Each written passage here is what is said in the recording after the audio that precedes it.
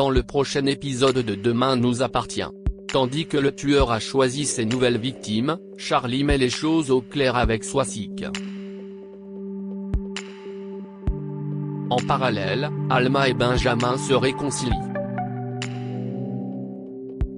Attention, les paragraphes qui suivent contiennent des spoilers sur l'épisode de Demain nous appartient diffusé demain soir sur TF1. Si vous ne voulez rien savoir, ne lisez pas ce qui suit.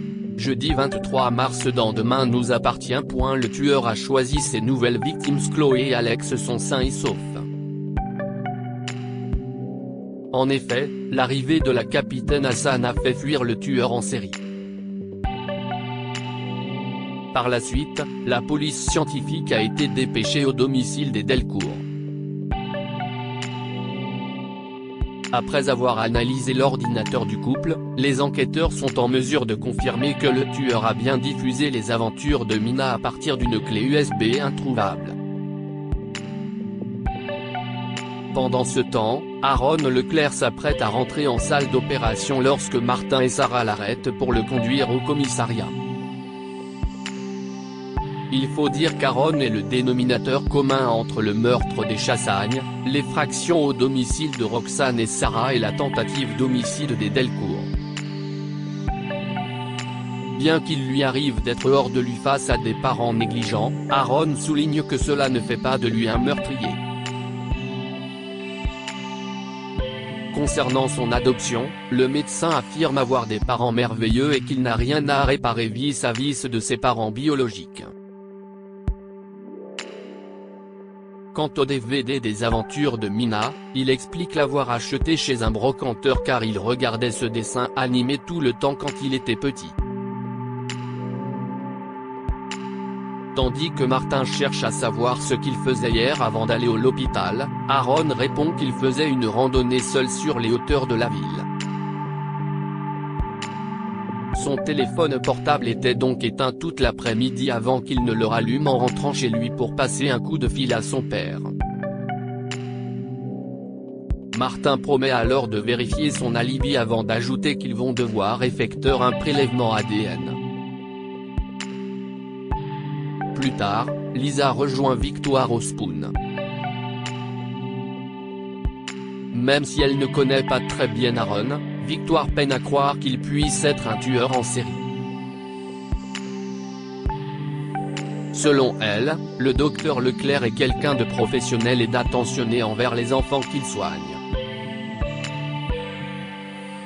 De plus, Victoire l'a trouvé sincère lorsqu'il culpabilisait d'avoir laissé un message incendiaire au couple Chassagne. De son côté, Lisa lui dit qu'elle a raison de lui rapporter tout cela car elle ne voudrait pas accuser un innocent à nouveau. Non loin de là, Chloé et Alex apprennent à Marianne que la police soupçonne Aaron d'être le tueur en série. En entendant cela, le docteur Delcourt rétorque qu'elle espère que les enquêteurs se trompent car Aaron est un excellent chirurgien que les enfants adorent. Au commissariat, Georges informe ses collègues que l'ADN du docteur Leclerc ne correspond pas à la goutte de sang relevée sur la robe de Corinne Chassagne.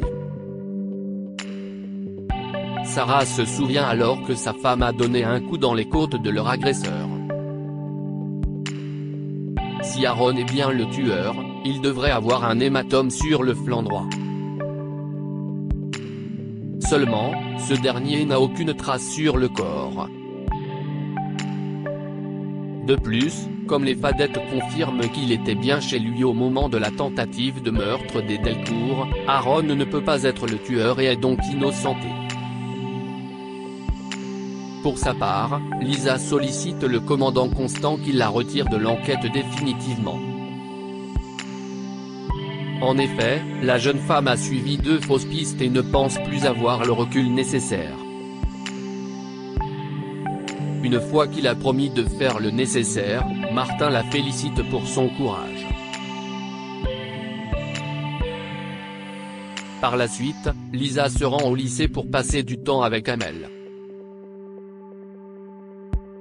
Peu après, les sœurs Hassan croisent Benoît qui cherche à obtenir des nouvelles de l'enquête. Lisa révèle alors qu'elle s'est retirée du dossier puis confie qu'elle se sent honteuse de ne pas être parvenue à coincer le tueur en série. Pour la réconforter, Benoît et Amel tentent de la rassurer. La journée étant terminée, Lisa invite Benoît à se joindre à elle pour un ciné mais celui-ci décline en prétextant avoir beaucoup de copies à corriger. La nuit tombée, le meurtrier imprime des photos de ses victimes. Après les Chassagne et les Delcourt, il projette désormais de s'en prendre à Alma et Benjamin.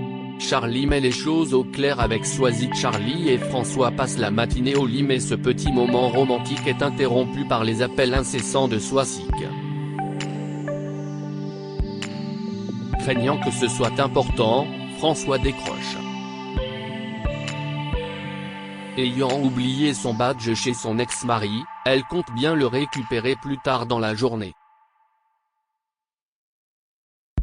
Une information qui ne plaît pas du tout à Charlie qui sait que sa rivale l'a fait exprès. De son côté, William n'a pas perdu une miette de cette conversation et demande à sa collègue si son plan fonctionne. Selon elle, aucun homme n'est jamais arrivé à la cheville de François. Elle est donc prête à foutre sa vie en l'air pour le reconquérir. D'ailleurs, Soisic est convaincu que ce n'est qu'une question de temps avant que François réalise qu'ils sont faits l'un pour l'autre. Malgré tout, William conseille à sa collègue de se méfier de Charlie qui n'est pas une enfant de cœur. Soisic passe ensuite au lycée pour récupérer son badge. L'occasion pour le docteur Vernet d'offrir à François une boîte de chocolat à remettre à Charlie pour se faire pardonner. Après l'avoir embrassé sur la joue, Soisic le prend dans ses bras avant de partir. Charlie, qui la voit faire, rattrape Soisic à la sortie du lycée pour faire une petite mise au point. Voyant clair dans son jeu, elle garantit que cela ne fonctionnera pas et qu'elle ne récupérera pas François.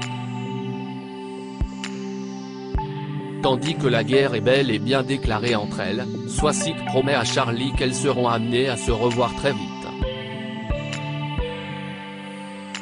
En fin de journée, Charlie se confie à Nathan sur la discussion qu'elle a eue avec Soisic.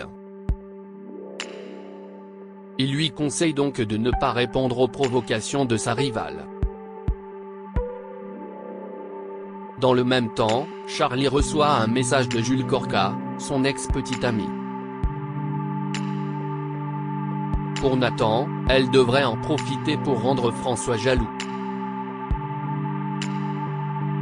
Alma et Benjamin se réconcilient. Alma et Benjamin poursuivent leur recherche d'appartement et le docteur Ventura montre à sa compagne les photos d'un bien plutôt pas mal possédant 2 chambres.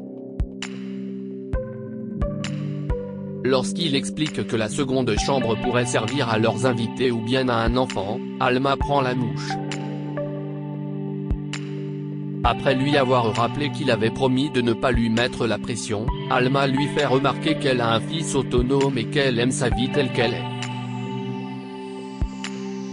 Tandis qu'il cherche à savoir si l'idée d'avoir un enfant avec lui est insupportable, Alma l'interroge pour savoir s'il veut un bébé par amour pour elle ou juste pour cocher une case.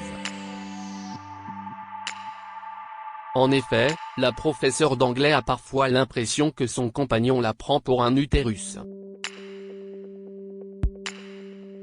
Des propos qui vexent Benjamin. Plus tard, Benjamin accompagne Alma au lycée. L'occasion pour le couple d'évoquer une fois de plus le désir de paternité du médecin. Alma, qui a l'impression qu'il essaie de lui imposer ses choix, lui fait comprendre qu'elle a sacrifié beaucoup trop de choses et qu'elle était trop jeune en devenant maman. Indépendante et épanouie aujourd'hui, Alma aimerait bien le rester. En parallèle, Benoît ne manque rien de leur échange. Dans l'après-midi, Alma prend un café au spoon avec Victoire et raconte que plus Benjamin lui parle de faire un enfant, plus elle se braque. Le pire, c'est que s'il la poussait un peu moins, elle pourrait presque reconsidérer les choses. Peu après, leur discussion est interrompue par François et Benoît, lequel en profite ensuite pour solliciter quelques conseils pédagogiques à Alma. Pour lui donner des livres sur le sujet, elle l'invite à passer chez elle le lendemain. De son côté, Benjamin se livre auprès de William. Selon lui, Alma ne veut pas d'un enfant avec lui.